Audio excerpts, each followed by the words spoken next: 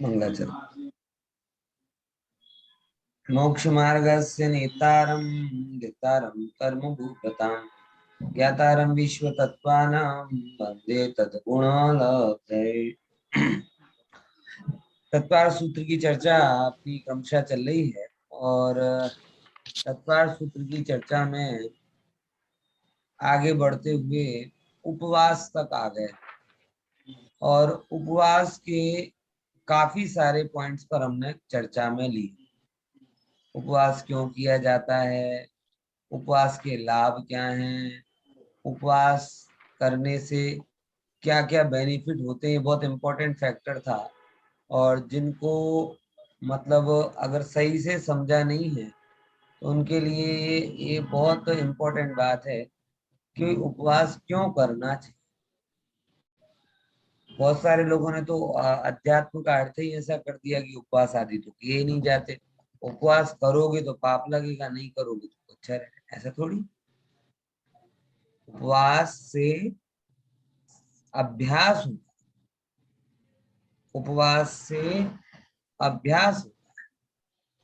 अगर इस जीव को विषयों का अभ्यास है तो विषयों को छुड़ाने का भी अभ्यास करना, विषयों से छुड़ाने का भी इसको अभ्यास जरूरी है। क्योंकि विषयों के अभ्यास से संसार प्रबल होता है और ट्रेनिंग तो ट्रेनिंग होती है, ट्रेनिंग तो ट्रेनिंग होती है। आपको क्या लगता है कि इस पर्याय के साथ में भी ये अभिषेक जैन के साथ में मेरा अपनत्व तुरंत हो गया? मनोविज्ञान कहता है कि बालक 6 महीने का जब तक होता है ना, तब तक वो आईने में अपने आप को पहचान नहीं पाता। 6 महीने के बाद में वो आईने में अपने आप को पहचानने के लायक, लगातार लगातार फिर वो चीज करते करते वो अपनत्व आत्मा की तरफ से हो, शरीर की तरफ से हो जाता। बस यही बात है। विषय सुलभ क्यों लग रहे हैं? विषय सुलभ है इसके लिए नहीं, विषयों का अभ्यास। चौथी गाथा, शुद्ध परिचित अनुभूत भोग बंधन की कथा। विषयों का अभ्यास है इसीलिए विषय सुलभ लगे, और विषय छोड़ने का अभ्यास नहीं है इसलिए छोड़ना मुश्किल लग रहा है, दुर्लभ लग रहा है। तो यहाँ यही बात थोड़ी सुधारने की चर्चा में आ रही है। ठीक है ना? चलिए अपन थोड़ा आगे बढ़ते हैं। उपवास की चर्चा तो की, कल 5 भेदों पर भी विचार किया था कि धर्म में दृढ़ता के लिए, उपसर्ग परिसर सहन करने के लिए इत्यादि अनेक कारणों से हम उपवास करते हैं। आज थोड़ा और आगे बात को बढ़ाते हैं। जो अगला व्रत है उस अगले व्रत को समझते हैं। अगले व्रत का कौन सा नाम है बताओ? ये आपके सामने लिखा है, उपभोग परिभोग परिमाण व्रत। ठीक है, उपभोग परिभोग परिमाण व्रत। इसको थोड़ा अपन समझते हैं। सबसे पहले तो इसका स्वरूप कौन बताएगा? उपभोग परिभोग परिमाण व्रत का क्या स्वरूप है? एक जो प्रश्न आपको होना चाहिए, तो पहले तो मैं प्रश्न पूछूंगा। खासकर हमारे पीएच के 3 विद्यार्थी यहाँ बैठे हैं। ये एक प्रश्न, जेन्युइन प्रश्न आपको होना चाहिए इसको सुनकर। कुछ नाम बदला बदला सा लग रहा है कि नहीं लग रहा है? हेतलबेन, भोग उपभोग परिमाण व्रत सुना था, कि उपभोग परिभोग परिमाण व्रत कैसे हो है? जेन्युइन प्रश्न है ना? हाँ, ठीक।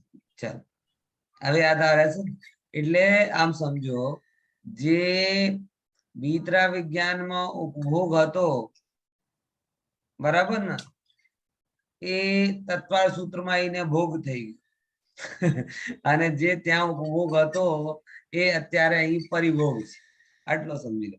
ચાલતા ચાલતા ઘસારો થાય ને તો ભીતરા વિજ્ઞાન થી ચાલવાનું શરૂ કર્યો તો ચાલતા ચાલતા એ જે ભોગ શબ્દ છે એ પરિભોગ થઈ ગયો અને જે ઉપભોગ શબ્દ છે એ ભોગ શબ્દ છે ઉપભોગ થઈ ગયો અને ઉપભોગ શબ્દ છે પરિભોગ થઈ ગયો. આટલો ફેર પડ્યો. બરાબર ખ્યાલમાં આવે છે કે નહીં?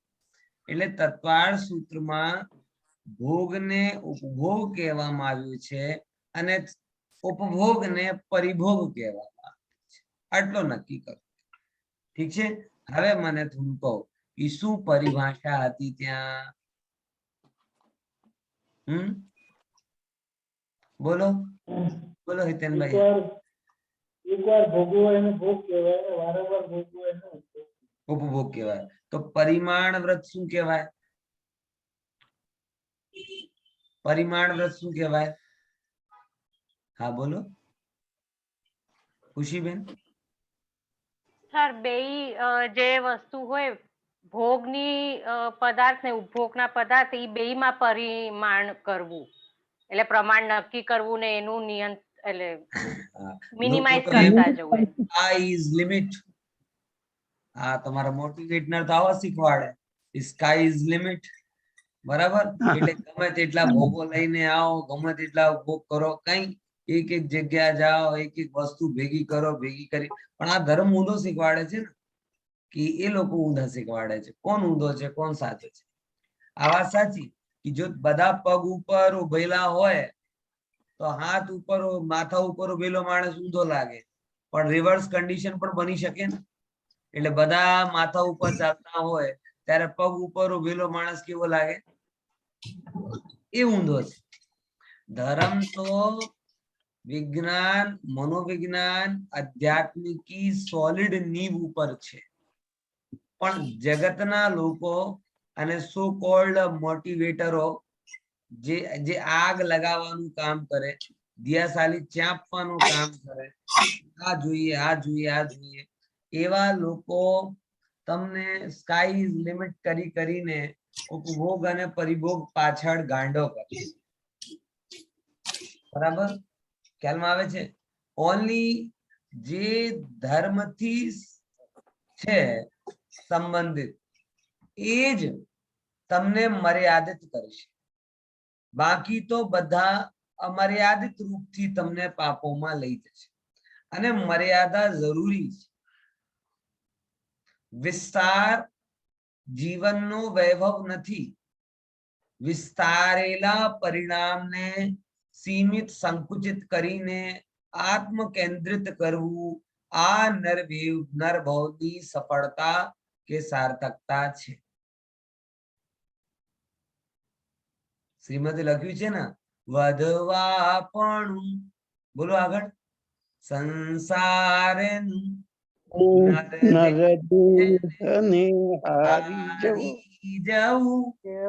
મને બહુ જ બેસ્ટ લાઈન લાગે છે. અમૂલ્ય તત્વ વિચારમાં શ્રીમદે લખ્યું છે આ લાઈન બેસ્ટ. એકચ્યુઅલમાં આપણે એક શું કહેવાય સાંસારિક પ્રવાહ એવો થઈ ગયો છે કે જે ભાવ વસ્તુથી સંસાર વધે એવી ભેગા કરેલી વસ્તુઓ વડે આપણે એકબીજાને એપ્રિશિએટ કરી. બહુ સરસ, આ નવી ગાડી, કોંગ્રેટ્સ, નવું ઘર, બહુ સરસ, ત્યાં ફરી આવ્યા, બહુ સરસ. એટલે ભોગની વસ્તુઓ વધે તો અમે એકબીજાને અભિવાદન કરીએ છીએ. પણ સાચા અર્થમાં જ્ઞાની કોને કહેવાય? સાચા અર્થમાં જ્ઞાની એમ કે ભાઈ તારી 1 થી 2 દુકાન થઈ એટલે કોંગ્રેચ્યુલેશન કરવા નહીં આવીશું. તો એક દુકાન ઉપર તાલો માર અને જે વધેલા સમય છે આત્મકલ્યાણ, તો અમે કોંગ્રેચ્યુલેશન કહીશું. હે ખ્યાલ આવે છે કે સરસેટ હુકુમચંદની ઘટના આવે છે, રિયલ ઘટના છે. સરસેટ હુકુમચંદ કદાચ અમુક લોકો નામ નહીં સાંભળ્યું, દિનેશભાઈ જેવાએ સાંભળ્યું હશે. ઇન્દોરના બહુ પ્રસિદ્ધ શું કહેવાય શેઠ હતા અને ઇંગ્લેન્ડને પણ એમને લોર્ડની ઉપાધિ આપી હતી, સરની ઉપાધિ આપી હતી. એટલા માટે સર શેઠ કહેતા હતા. બહુ જ પૈસા હતું, બહુ જ ફેક્ટરી એ ટાઈમે હતી એમની પાસે. તો 7 ફેક્ટરી હતી. 8મી ફેક્ટરી ખોલવા માટે ગયા ઘરે અને ધર્મપત્ની કીધું કે બધાઈ હો. કેમ? બોલે આપણી હવે 8મી ફેક્ટરીનું આપણે ઓપનિંગ કરી રહ્યા છીએ. શું કરી રહ્યા છીએ? 8મી ફેક્ટરીની ઓપનિંગ કરી રહ્યા છીએ.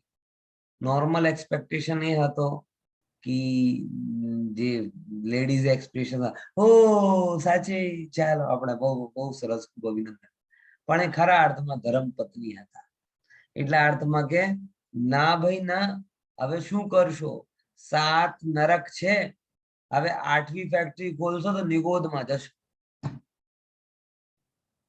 એટલે 7મા નરક સુધી જવાની પરિગ્રહ તો તમે ભેગો કરી લીધું છે. હજી જો તમે વધારે ભેગા કરશો તો 7 ઉપર તો પછી નિગોદ જ છે, તો નિગોદમાં જવાની તૈયારી. સસેટ હુકુમચંદજી આ વાત બહુ જ એમને અંદરમાં બેસી, એટલે વાત તો સાચી છે. અને પછી એમને એ વિડ્રોલ કરી દીધું પોતાનો વિચાર. આવું હોય છે ધર્મ પત્નીઓનો સ્વરૂપ. પછી જે આવી રીતે ના કરે અને આમ સંસાર બાબતમાં દોડાઈ કરે, એ પછી એમ સમજી લો કે આ ધર્મમાંથી ધર્મ તો એઝ ઇટ ઇઝ રહ્યો, પણ એની સાથે આ ઉમેરી દીધું, એટલે શું થઈ ગઈ? હે અધર્મ પત્ની. હા, સમજાય કે નહીં સમજાય? અને બીજી વાત ઓર કહી દો કે ભાઈ આ પત્નીમાં ધર્મ શબ્દ જોડ્યો છે. ક્યારે ધર્મપતિ શબ્દ નહીં સાંભળ્યો હશે? સાંભળ્યું છે ક્યારે ધર્મપતિ? કેમ કે આ સમજો, આ બગડેલા ફરેલા માણસને ધર્મમાં લગાડવાની જિમ્મેદારી ધર્મપત્નીઓ હોય છે. એટલા માટે આચાર્યો આટલો મોટો વિરોધ તમે લોકોને આપ્યો છે. તમારે ડ્યુટી આપી છે કે ભાઈ તમે શું કરો, પોતે ધર્મમાં રહો અને આખા ઘરને ક્યાં કરો? ધર્મમાં લગાડો. નહીં તો પુરુષનો માથે તો ફરેલો, એ તો ભોગમાં ને વિલાસમાં ને પૈસા કમાવાથી નવરો આવશે નહીં. તમે જો ધર્મમાં રહેશો તો એ ધર્મમાં લાગશે, અને તમે જો ધર્મથી નીકળી ગયા તો કોણ ધર્મમાં લગાડશે? વાત ખ્યાલમાં આવે છે કે નહીં? તો આ એક સરસ જિમ્મેદારી માતાઓ બહેનોને આ ધર્મ પત્ની શબ્દથી આચાર્યોએ કે વડીલોએ કે પૂર્વજોએ આપી હોય એવું મને ભાસે છે. હવે મારો ભાસ છે કે આભાસ છે એ પછીની વસ્તુ છે, પણ એટલું છે કે આમ લાગે આવું હોવું જોઈએ. નહીં તો ધર્મપતિ પણ કહી શકાતો, પણ ધર્મપતિ ક્યારે નથી કીધું, ધર્મપત્ની જ કીધું છે. સમજાય કે નહીં સમજાય? સારું, તો એટલા માટે વધવાપણું જે તમારી વધેલી વૃત્તિ છે, તમે જો પોતાના ચરિત્રનો મોડિફિકેશન ના કરો ને, એઝ ઇટ ઇઝ મોહને હેન્ડ ઓવર કરી દો, તો પછી મોહને એક જ ભાવ સૂચશે, ચલ ધનનો. એટલે ખબર પડી ગઈ ને? એટલે દોડ, બસ દોડ. એ મન શું છે, જો તમે મોડિફિકેશન નહીં કરો તો એને તો પછી સંસારમાં દોડાવવાનું મન થાય. એટલા માટે તમને જો મોડિફિકેશન કરવું હોય તો જ તમે આ ઉપભોગ અને પરિભોગમાં નિયંત્રણ કરી શકો. વધારવાનું નો ડિપાર્ટમેન્ટ મોહનો છે. વધારવા માટે તમને એક રત્તી વિચાર કરવાની જરૂર નથી. તમે મોહને હેન્ડ ઓવર કરી દો, એ આખા જગતનો વિસ્તાર કરી દે છે. પણ ઘટાડવા માટે જ્ઞાનની જરૂર છે, સંયમની જરૂર હોય, આત્મબળની જરૂર. એટલા માટે આચાર્યો એ તમને શિક્ષા આપે અને કહે કે ઉપભોગ અને પરિભોગનો પણ શું કરો? પરિમાણ કરો. અને શિક્ષા વ્રતમાં લીધું. શિક્ષા વ્રતમાં લીધું એટલે તમે પરિમાણ કરતા જશો તો જ આગળ છોડશો. કોઈ આજે પરિમાણ નહીં કર્યો તો કાલે મુનિપદ કેવી રીતે ધારણ કરશે? કોઈ ચાન્સ છે? આજે 10મા પાસ ના કરે અને કાલે માસ્ટર ડિગ્રી લઈ લે, આવો થોડી બને. જે માસ્ટર ડિગ્રી કરવાનો હોય એને શું કરવું પડશે? આજથી 10મા પાસ કરવું પડશે. સમજાય? અમારા એક ઓફિસમાં છે ભાઈ, એ પાઠશાલા પદ્ધતિથી ભણ્યા છે, બહુ હોશિયાર છે. આમ જોવા જઈએ તો એમનો સંસ્કૃત વગેરેનું જ્ઞાન MA લેવલનું, PhD લેવલનું છે. હવે કે મારી પાસે કઈ નથી, ડિગ્રી લેવી, PhD કરી શકે છે, પણ એક ડિગ્રી નથી લઈ શકતા. કેમ કે પાઠશાલા પદ્ધતિથી ભણ્યા છે, 10મા નહીં ભણ્યા. ઓફિશિયલ જે કહેવાય ને આપણી જે પદ્ધતિ છે ફોર્મલ એજ્યુકેશન માં આવ્યા જ નથી. તો એ PhD નો નોલેજ હોવા છતાં પણ 10માંથી નહીં ભણ્યા, તો પછી 10મા 11મા 12મા કોણ કરે? એટલે એમની બધી ડિગ્રીઓ અટકી પડી છે. એ જ કહું છું કે ભાઈ ઉપભોગ પરિભોગની મર્યાદા કરવી જરૂરી છે, કેમ કે જો તમે ઉપભોગ અને પરિભોગની મર્યાદા નહીં કરો તો પછી ભગવાન ક્યાંથી બનશો, મુનિ ક્યાંથી બનશો? એટલા માટે શિક્ષા. અને બીજા નંબર, જેમ જૈન ધર્મમાં અહિંસાના જુદા જુદા લેવલ છે. લેવલ છે કે નહીં છે? આપણે સૌથી પહેલા શું કરાવીએ છીએ? કોઈ જૈન ધર્મની અહિંસા પાલન કરાવી હોય ને, દ્રવ્ય અહિંસા, તો સૌથી પહેલા શું નિયમ અપાવીએ છીએ એને? મદ્ય માંસ નો ત્યાગ કરો, ઈંડા ના ખાઓ, જૈનોમાં આવું બધું કરીએ ને. પછી કંદમૂળ નો ત્યાગ કરો, પછી આનો ત્યાગ કરો. એમ કરી કરીને ગ્રેજ્યુઅલી શું કરાવીએ છીએ? અહિંસા વ્રતનો પાલન કરાવીએ છીએ. જેવી રીતે ક્રમથી અહિંસા વ્રતનું પાલન હોય, એમ જ ક્રમથી ઉપભોગ પરિભોગ અપરિગ્રહ વ્રતનું પાલન. અને ઉપભોગ પરિભોગ એ તમારા અપરિગ્રહ વ્રતના એક પ્રારંભિક ઉપાયો છે, ફર્સ્ટ સ્ટેજ. કેમ કે આચાર્ય તમને અહિંસક જ નથી બનાવવું, અપરિગ્રહી પણ બનાવવું છે. ધ્યાનથી સમજજો હું શું કહું છું. અમારો એક બહુ બેસિક પ્રશ્ન છે કે ભગવાને અહિંસા વ્રત કીધું અને अपरिग्रह व्रत પણ કીધું. બંને व्रत કીધા कि नहीं કીધા? 5 व्रतों में से पहला व्रत है अहिंसा और आखिरी व्रत कौन सा है? अपरिग्रह.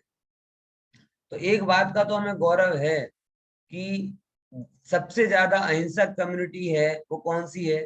जैन. No doubt. विज्ञान मानता है, रिसर्च बोलती है, सब कहते हैं और हमें अलग दिखता है. सब लोग मानते हैं अहिंसा जैनी क्या होते हैं, अहिंसक होते हैं. हमारा पीटी में ज्यादा भरोसा नहीं करता. लेकिन सबसे ज्यादा अपरिग्रही कम्युनिटी की परिग्रही कम्युनिटी आई कि नहीं है बात समझ? जब भगवान ने अहिंसक बनाया है तो अपरिग्रही भी तो बनाया हो.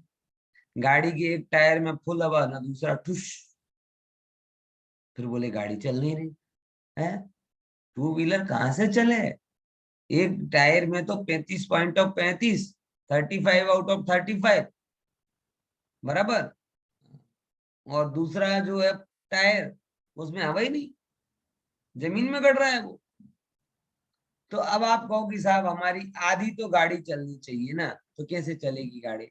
है एक में पंचर हो, दूसरा. भाई अहिंसक के साथ साथ अपरिग्रह की साधना भी करो.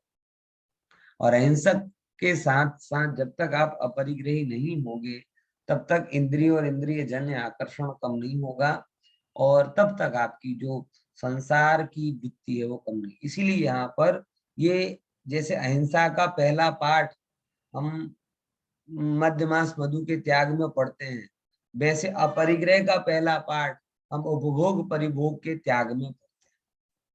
क्योंकि ये टेम्पररी बराबर कि हम उपभोग का नियम ले लिया, परिभोग का नियम ले लिया. उपभोग का नियम लिया मतलब हम इतनी वस्तुओं का सेवन करेंगे, इतने कपड़े पहनेंगे, इतना धन रखेंगे, इतनी ज्वेलरी रखेंगे, इससे ज्यादा नहीं रखेंगे. अगर ज्यादा होगी तो उसे सत्कार्य में लगा देंगे. समझ में आएगी? और ये भारतीय संस्कृति है. बहुत पहला नहीं आता गीत, राष्ट्र गीत हम पढ़ते थे, स्कूल में पढ़ते थे. ज्यादा की नहीं ख्वाहिश हमको, थोड़े में गुजारा होता है. मेहमा जो हमारा होता है वो जान से प्यारा होता है. ज्यादा की नहीं ख्वाहिश हमको, थोड़े में गुजारा. कौन सा गीत है दिनेश भाई? आपके जमाने का है, पूरा तो करो. नहीं बराबर છે. બરાબર છે. સરસ સરસ. આ રાજ કપૂર નું હતું, રાજ કપૂર. હા, પહેલો શબ્દ ગીત બહુ રાષ્ટ્રગીત જેવો હતો. એમાં એ લાઈન છે, મેમાં जो होता है जान से हमारा प्यारा होता है, जो प्यार से प्राण होता है. है प्रीत जहाँ की, इसी का है शायद. हाँ, जो भी होगा कोई बात समझ गया. सर जिस देश में गंगा बहती है. हाँ, जिस देश में गंगा बहती, जिस देश में गंगा बहती है, बहती है सर बहती है. जिस देश की गंगा मैली, ये तो नहीं बोल रहा है. हाँ, मैं भी नहीं बोल रहा, खुशी बहन ने भी नहीं बोला, मैंने भी नहीं बोला, किसी ने नहीं बोला. गंगा मैली नहीं है, गंगा बहती है, मेहमान प्यारा है और थोड़ी की इच्छा है. ओके. बराबर. समझे कि नहीं समझे? तो बात समझना, ये एक जो ना ये सांस्कृतिक मूल्य है. ये जो एकदम ऊपरी ऊपरी जो एग्जाम्पल मैंने दिया उसके पीछे भीतरी माल क्या है। मतलब ये बात पढ़ने के लिए हमें गहरे शास्त्रों की जरूरत नहीं। अपरिग्रह हमारी संस्कृति का मूल है। जैनी नहीं, अजैनी भी, सबके लिए एक ही नियम आता है कि भैया ज्यादा की नहीं ख्वाहिश हमको, थोड़े में गुजारा होता है। ज्यादा करके क्या करना, मतलब ये मूल्य में है। अपरिग्रह, और ये अपरिग्रह पतंजलि ने 8 योग सूत्रों में भी बताया। सब जगह बात आती है। लेकिन ये जब से हम लोग थोड़े अपने आध्यात्मिक मूल्यों को भूल गए ना और मेटलिस्टिक अप्रोच के हो गए, तब से हमें बस इतना ही, बस इतना, ऐसा कभी नहीं लगता। बस इतना ही, जब देखो तब रोना।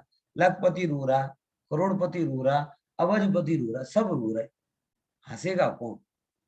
जो ये मान रहा है कि कुछ भी मेरे अंदर नहीं, मैं किसी के अंदर नहीं, वही इस जगत में चक्रवर्ती है। बाकी तो सब मांगने वाले भिखारी। चेतन भाई बराबर। जिसे अपनी पूर्णता भाषित हो रही है और अपने आप में इतनी पूर्णता लग रही है, उसने याचक वृत्ति को छोड़ दिया, वही इस काल का चक्रवर्ती है।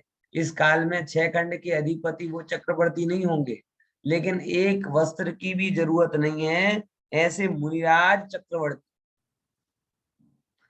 जिन्हें अपनी पूर्णता का इतना मान है कि उन्हें एक धेले की जरूरत नहीं। वो चक्रवर्ती है, चैतन्य चक्रवर्ती। वो रास्ता हमें चाहिए, संग्रह का नहीं, त्याग का, अर्जन का नहीं, विसर्जन का। समझे कि नहीं समझे? ये चीज है। अब इसको जो गहराई से करे, देखो जैनों को पैसे को बनियों का 11वां प्राण कहा जाता है। ऐसे तो 10 प्राण है। 10 प्राण तो आपको पता है ना कौन कौन से? 5 इंद्रिय, 3 बल, आयु और साचोस बल। लेकिन आचार्यों ने धन को इन बनियों का 11वें नंबर का प्राण कहा। हम नहीं कह रहे, आचार्यों ने कहा। बोले जैसे ये 10 प्राणों के बिना छटपटाता है ना, ये 11वें प्राण के लिए भी ऐसे छटपटाता। कोई जरा सा इसके 100, 500, 1000, 2000 रुपए ले लेना, तो वो आदमी ऐसा लगता है जैसे हाथ और किडनी लीवर निकाल के ले गया। मतलब सत्वहीन हो जाता है। थोड़ा धन निकल जाए ना तो ऐसा, अब तो कुछ बचे ही नहीं हमारे पास, अब तो कुछ बचे ही नहीं हमारे। तू है, तेरा पार्टनर अंगो पांग वाला है, अब तो चिंता किस बात की है? बोलो दिलीप भाई। તો એનો અર્થ એ થયો કે અત્યારે જે આપણે લાલચી નથી, વર્ષોથી બધા પહેલેથી લાલચિત થતા આયા છે. હા, એ વાત સાચી છે, વાત સાચી છે. કેમ કે જો ક્યારે પણ બધી રીતે સારું હોય છે એમ નથી. પહેલા પણ લોકો હતા, આજે પણ લોકો છે. પ્રપોર્શનમાં ફેર પડે કે પહેલા 10 માંથી અમુક લોકો સારા હતા, અમુક લોકો ખરાબ. અને ખરાબ પણ અને સારું પણ પર્સન્ટેજમાં હોય ને, કે એક લિમિટમાં કોઈને ઈચ્છા થતી હતી. અત્યારે બધું અનલિમિટેડ થઈ ગયું છે, બરાબર? અનલિમિટેડ કોલિંગ, અનલિમિટેડ નેટ, તો લોભ બી અનલિમિટેડ. અને બીજા નંબરની વાત કે પહેલા જ્યારે તમારી પાસે, દાખલા તરીકે વાત કરું કે ભાઈ મેં બહુ પૈસા ના જોયું હોય તો મારી કલ્પના પણ ક્યાં સુધી આવશે? એક લિમિટ પછી પૂરી થઈ જાય. જેમ કે પહેલા તો રોટીની જંગ હતી. લોકોને જે બધા ફોરેન ગયા કે જે બધા એ શા માટે ગયા એ ટાઈમ? આ લોકો રોટી માટે ગયા, બરાબર? માઇગ્રેટ, ગામથી માઇગ્રેટ થઈને અમદાવાદ આવ્યા, અમદાવાદથી માઇગ્રેટ થઈને મુંબઈ ગયા, મુંબઈથી જુદી જુદી જગ્યાએ ગયા. કેમ કે ત્યારે ભરણ પોષણ એ મોટી સમસ્યા. અને ભરણ પોષણની સમસ્યા હતી એ લોક પણ કરશે તો કેટલો, કે એ ભગવાન બસ રોજ સરસ જમવાનું મળતો જાય, ઇનફ છે. હવે રોટીની દોડ તો ક્યાંની પતી ગઈ છે, હવે તો પેટીની દોડ શરૂ થઈ ગઈ છે. પેટી ભરવાની છે, પેટીએમ થી પેટી ભરવાની છે. ખ્યાલમાં આવે કે એટલા માટે જાય. તો પહેલા પણ એવું હતું, કાબુલમાં કાગડા તો કાલા જ હોય, એટલે ગમે હા, ત્યાં હા. ત્યાં જેવા લોકો છે એ વિદેશ ક્ષેત્રમાં એક કાગડા કાલા જ મળશે, ત્યાં ધોળા નહીં થાય. બરાબર. હા. એટલે એમ છે, જીવનું વૃત્તિ છે આ તો. લોભી તો હંમેશા લોભી જ રહેવાનો છે. અને હા. મારો પહેલા તો ડાઉટ હતો, હવે પાકો નિર્ણય થઈ ગયો છે કે વ્યક્તિ મનથી રાજા હોય ને મનથી રંકો. અમુક લોકો બરાબર. કરોડપતિ હોય તો પણ આમ રંકની જેમ જ એમની વિચારને દરિદ્રતા મનમાં, અને કોકની પાસે કઈ ના હોય તો એ મનથી રાજા છે. ખ્યાલમાં આવે છે કે આજે કદાચ તમે બરાબર. લોકોને એક વસ્તુ આ સરસ મને યાદ આવી તમને. અમારા ઇન્ડિયામાં તો બહુ કેસ સગે છે એક જૈન ભાઈ નું, પિયુષ જૈન નામ, નહીં બહાર વાળાને જ નહીં સાંભળ્યું, કદાચ ઇન્ડિયા વાળાને સાંભળ્યું હશે. પિયુષ જૈન, કાનપુર વાળો.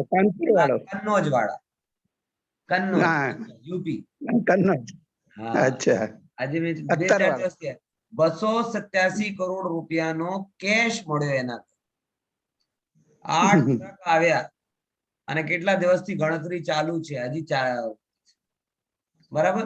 અને કેટલે સોનું, કેટલો પેલું, આમ કેવાય ને પરિગ્રહ નરકમાં લઈ જાય મર્યા પછી, અને જેલમાં લઈ હા. જાય જીવતા યસ. હે.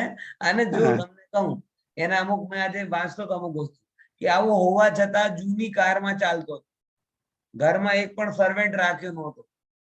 કારણ ભેદ ખબર પડી જાય તો પૈસાનો કરવાનો શું, આચાર નાખવાનું શું કરવા.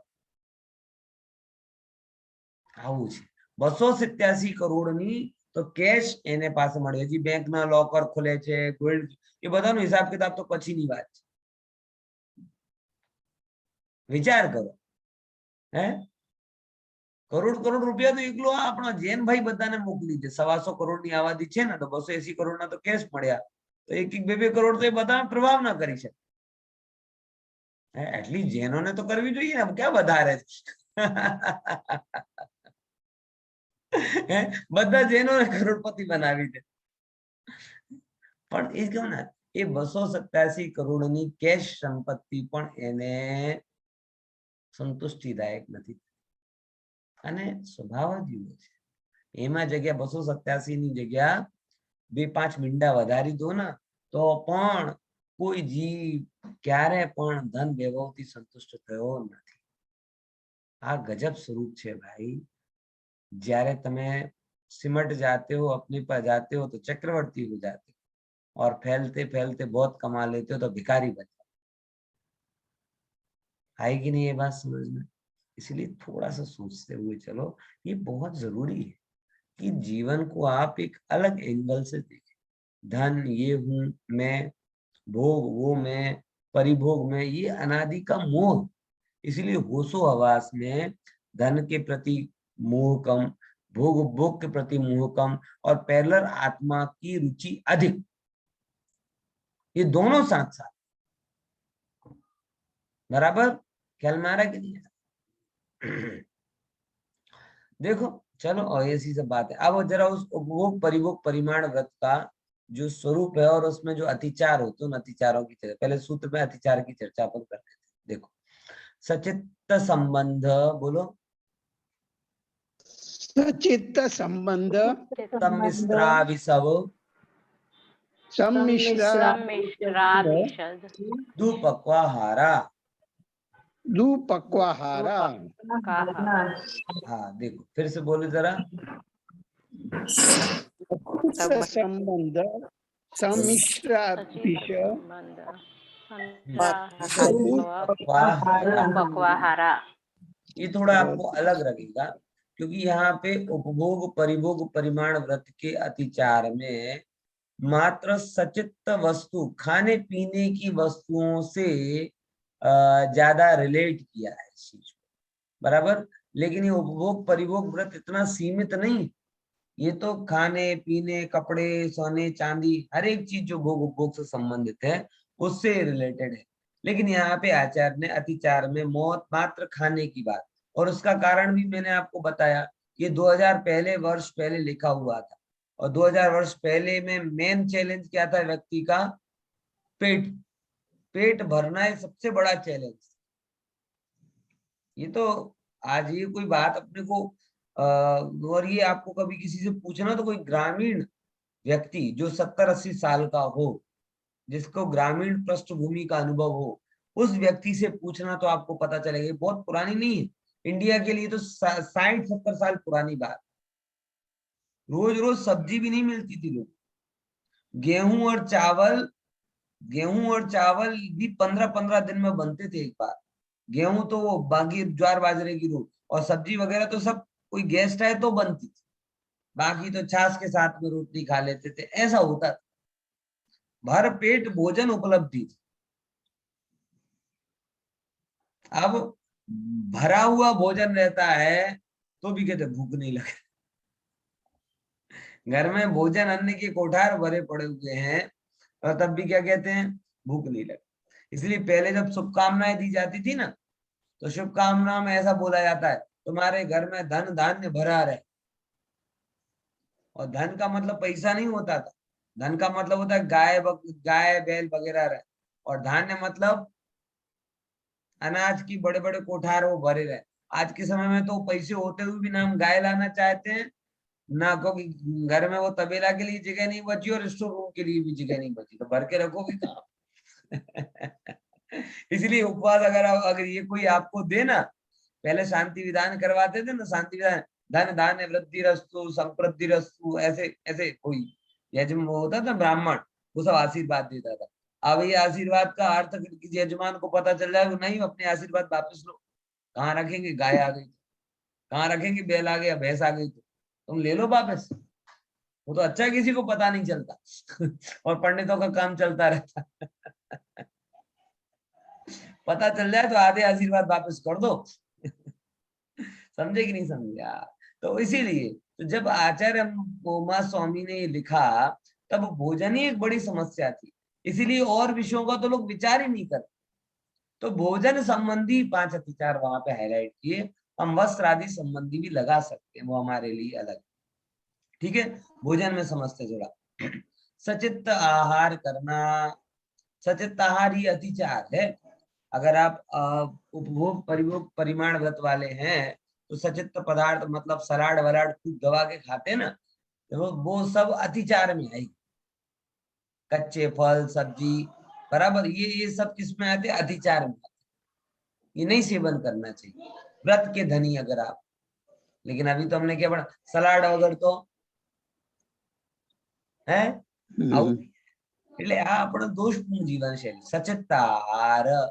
फिर क्या बोला है, संबंध आहार की सचित्त तो नहीं है, लेकिन सचित्त पदार्थों से क्या कहते हैं जुड़ा हुआ। कारण उसका बताऊं, पहले क्या करता था, आहार भी पत्ते वगैरह में देते थे कि नहीं देते। तो अलग अलग पत्तों में वो आहार आ रहा, तो पेड़ के पत्ते कैसे होते थे, सचित्त बराबर। तो वो संबंध ख्याल में आया कि नहीं आया। पत्तों में कभी आपने भोजन खाया है, तमिलनाडु वाले तो बहुत खाते हैं। अचित्त पदार्थ खाओ। पत्राली पतराड़ी तो अचित्त है क्योंकि सूखे पत्ते, यहाँ पे सूखे पत्ते, हाँ गीले पत्ते। अचित्त पत्तों की बात चल रही। मैं तो एक चेन्नई जब गया था, तो एक जगह पे भोजन करने गया था, तो वो डिश तो थर्मोकोल की थी, लेकिन उसमें पत्ते कट करके लगाए हुए। मतलब वहां पे ये क्या है, जिसे अपन कहे ना, एक प्रकार का कल्चर है तमिलनाडु में खासकर। वो वेलकम, अगर आपने पत्ते नहीं दिए तो वेलकम में कमी रहे, ग्रीटिंग में कमी रहे, आपकी आवभगत में कमी रहे। इसलिए अगर कभी आप जाओ दक्षिण भारत और वो अगर पत्तों में आहार दे, तो ये मत समझना कि वो आपका वेलकम नहीं कर रहा, वो आपको अत्यधिक स्वर्ण पात्र के जैसा वो आपका वेलकम कर रहा है। लेकिन धर्म की दृष्टि से वो नहीं, सचित्त वस्तु है ना, तो सचित्त पदार्थ भी सचित्त के संपर्क में खाना वो दोष का। लेकिन अगर आप अचित्त ही खा रहे हो, सचित्त ही खा रहे हो, तो फिर काय का दोष। पॉइंट समझ में आया कि नहीं है। तो संबंध का मतलब समझे ना, उससे ढका हुआ होना। फिर सम्मिश्र, सम्मिश्र मतलब दाल तो अचित्त हो गई, लेकिन उसके अंदर कोथिंबीर डाल दी, ले लिए एकदम, वो क्या हो गया, मिश्र कर दिया, अचित्त में सचित्त मिला दिया, बराबर। तो ये भी दोष है। फिर अभी सब आहार, शीतल बहन का आज प्रश्न था ना, गरिष्ठ, गरिष्ठ मतलब क्या होता है, ये गरिष्ठ कि ऐसा आहार जिसके खाने पर आपको घेन चढ़े, निद्रा आवे, विकार बढ़े, वो गरिष्ठ। देखो एक एक समझो कौन सा आहार सही। मैं एक बहुत छोटी सी फॉर्मूला आपको देता हूँ। जिस आहार के बाद में आपका शरीर स्फूर्तिवंत बना रहे, वो आपके शरीर के लिए अनुकूल है। और जिस आहार को करने के बाद आपकी हालत अजगर के जैसी हो जाए, अजगर तो खबर पड़ गई ना, है नहीं पड़ी? वो थोड़ा बहुत वो भी देखा करो नेशनल ज्योग्राफी, तो पता चलेगा कि जब वो बकरे को, हिरण को खा लेता है तो उसके बाद क्या करता है, 2-3 घंटे तक वो पेड़ में लिपटा रहता है और 2-4 दिन तक पड़ा रहता है। मतलब जिस आहार के बाद में आपको प्रमाद आए, समझ लो उस आहार को पचाने में आपका शरीर एक्स्ट्रा एफर्ट कर रहा है। एक्स्ट्रा एफर्ट कर रहा है मतलब आपके शरीर को उपयोगी नहीं। समझ में आया कि नहीं आया है? मतलब बड़ा सिंपल सा लॉजिक। खाने के बाद में आप स्फूर्तिवंत बने रहो, वही आहार, उतना ही आहार आपको करना चाहिए। लेकिन खाने के बाद आपको नींद आए, आपको घेन चढ़े, विकार बढ़े, मतलब हिलने की इच्छा ना हो। बहुत सारे लोग ये होटल वोटल ऐसे होटल में जाने ही पाप, और होटल में जाने के बाद में अनलिमिटेड के चक्कर में ऐसे टूट पड़ते हैं, ऐसे टूट पड़ते हैं। भाई खाना पैसा वो हो सकता है, पेट तो लिमिटेड ही होता है, उसमें थोड़ी अनलिमिटेड पना होता है। शादियों में जाएंगे स्वादिष्ट, अरे भाई इसे मत किया करो। जिस आहार को पचाने के लिए आपको एक्स्ट्रा एफर्ट करना पड़े, वो आपके लिए अभक्ष, क्योंकि वो चीज आपके अंदर में विकार बढ़ाने का कारण बनेगी। बराबर समझ में आया? देखो, इंद्रियों का आकर्षण सुलभ है, उसको दूर करना मुश्किल। मतलब 2 घंटे प्रवचन सुनना बड़ा सरल है, लेकिन सामने अगर पानी पूरी आपको अच्छी लगती है और दिख रही है और बोले आज मुझे नहीं खाना, ये कठिन काम। बराबर ख्याल में आएगी? ये चीज को थोड़ा समझना। धर्म वहां से चालू होता है, यहाँ नहीं होता। तो ऐसा आहार जिस आहार से गरिष्ठता बढ़े, विकार बढ़े, इंद्रियों को मद मद में डाल दे, इंद्रियां भान भूल जाए, ऐसा आहार नहीं करना चाहिए। कोई भी ब्रह्मचारी को, यहाँ पे बहुत ब्रह्मचारी हैं और सब ब्रह्मचारी हैं, ब्रह्मचर्य व्रत ले लेके बैठे और ड्राई फ्रूट खाए जा रहे हैं, ना दूध पाक खाए जा रहे हैं, ना रबड़ी मेवे मिष्ठान। ये खा के पचाते कैसे होंगे, और पचा के वो अन्न करता क्या होगा? मुझे तो ये बड़ा अभी तक समझ में नहीं है। कोई वृद्ध मुनि ड्राई फ्रूट का सेवन करे तो चलता है कि शरीर में शक्ति की जरूरत है। मैं खुद बताऊं, मैंने पूरी अपनी विद्यार्थी अवस्था में ड्राई फ्रूट नहीं, मुझे